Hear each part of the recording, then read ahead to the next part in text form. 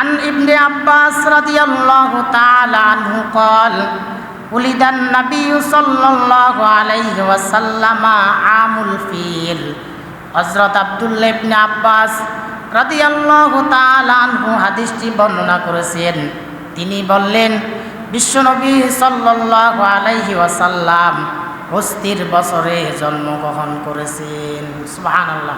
তাহলে রাসূল সাল্লাল্লাহু আলাইহি ওয়াসাল্লাম হস্তির বছরে জন্মগ্রহণ করেছেন।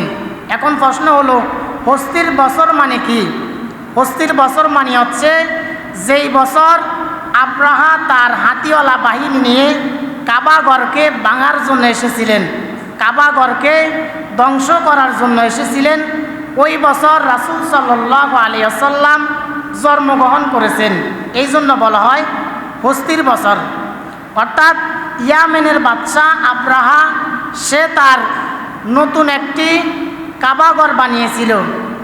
কাবাগর বানিয়ে সে তার এলাকার মানুষদেরকে বলেছিল, আজ থেকে ইয়ামেন থেকে কেউ হজ করার জন্য বা উমরা করার জন্য মক্কায় যেতে পারবে না।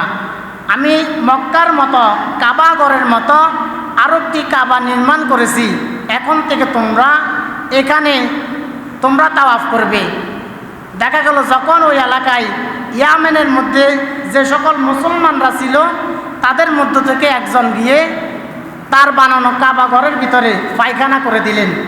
পায়খানা করে দেওয়ার পর ইয়ামেনের বাদশা আব্রাহা রেগে গেলেন।